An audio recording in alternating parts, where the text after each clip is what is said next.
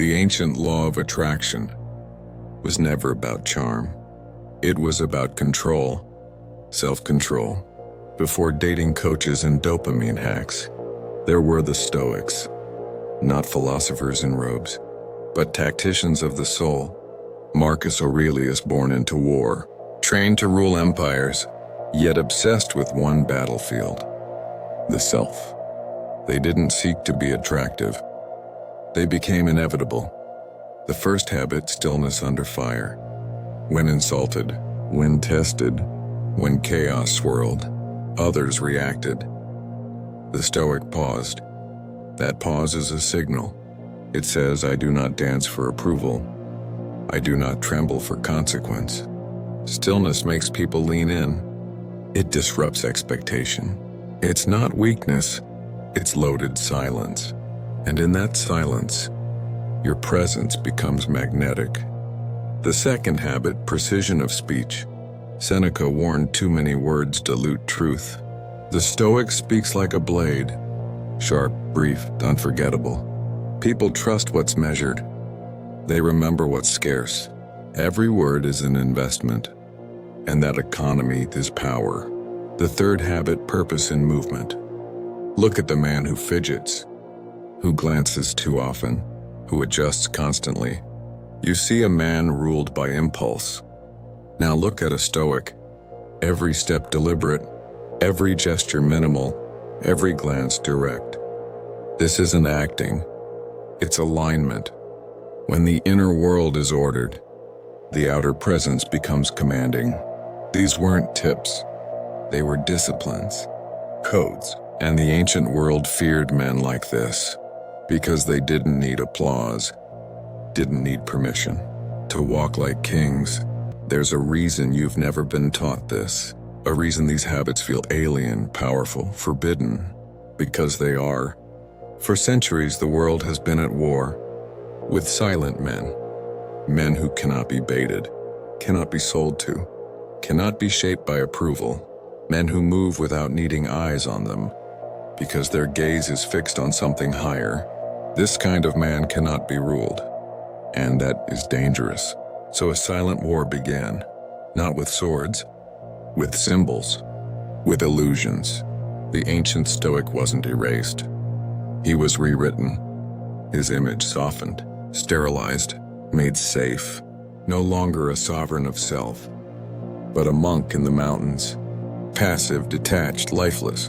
They did this on purpose, because a man who holds to his code more than to comfort, who doesn't break when shamed, bribed, or isolated, is a weapon they cannot unmake. So they mocked Stoicism. They called it coldness, toxic masculinity, and in its place they sold you noise, performance, pleasure, endless validation loops dressed as progress. They said be expressive, be vulnerable always. And the modern man became emotional, impulsive, constantly leaking energy. You were not taught to govern yourself. You were taught to perform your wounds, so others could decide your worth. Meanwhile, the true Stoics were hiding in plain sight. They walk into rooms and say nothing, but everyone feels them. They don't flatter. They don't chase. They observe. They move, they shape. Fourth habit, rejection of approval. Not pretending you don't care, but actually not caring, not needing the laugh, the like, the compliment. And ironically, that's what draws others in, because people crave certainty, and nothing is more certain than a man unmoved by the crowd. In a world addicted to attention, indifference is erotic. Fifth habit, mastery over reaction. This is where most men crumble. They flinch at disrespect. They lash out. The Stoic does not. He chooses when to strike and when not to. That's not weakness. That's lethal restraint. It creates tension. People feel it, and they don't forget it.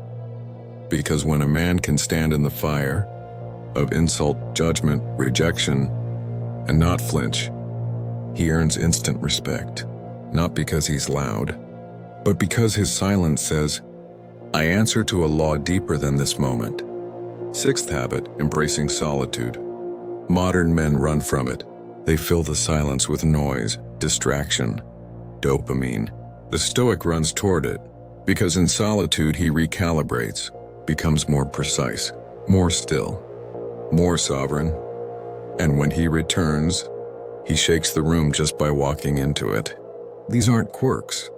These aren't surface tricks. They are battle-forged disciplines, and every empire from Caesar's Rome to Silicon Valley has tried to kill them. Because if too many men return to them, they won't consume. They won't comply. They won't bend. They will stand unshaken, unowned, unreadable. And that presence, something in you has shifted. Maybe you can't name it yet, but you feel it.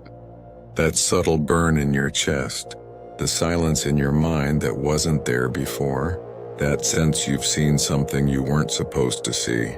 Not yet, not this young, not in this life, but now that it's in you, it won't leave. And that's the mark. That's when the reforging begins. Because knowledge like this doesn't visit the weak. It selects. You weren't meant to fit in.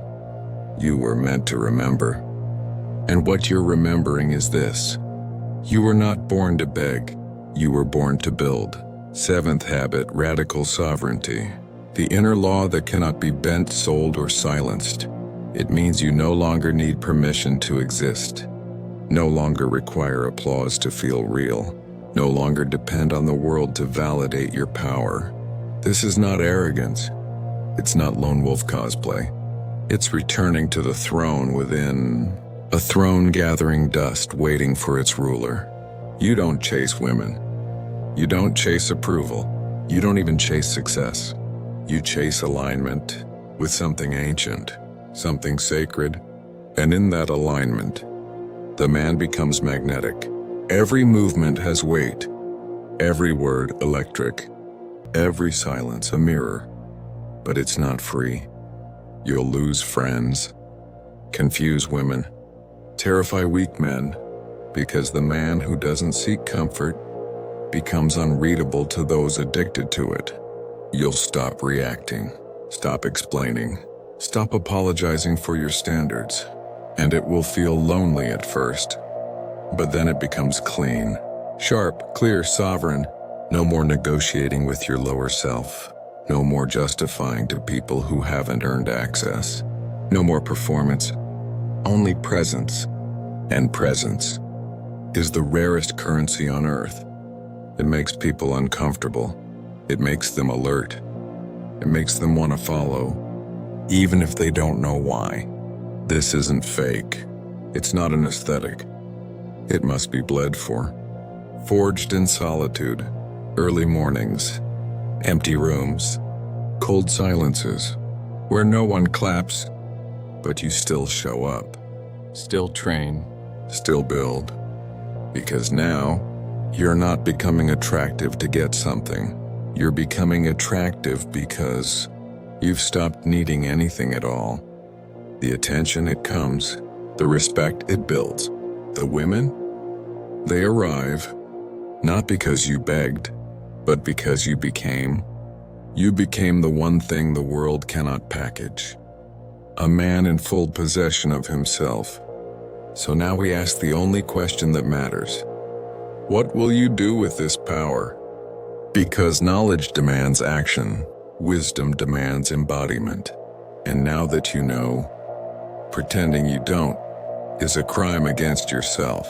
You've glimpsed the man behind the veil, the sovereign, the architect, the fire that doesn't flicker. It commands the storm. So choose. Will you regress? Chasing softness, chasing noise, chasing sugar-coated mediocrity? Or will you step forward, hard-eyed, silent, bound by vow to the code only you can enforce? Because once a man hears this, he can never be unmade. The illusion's shattered, and the throne, it waits.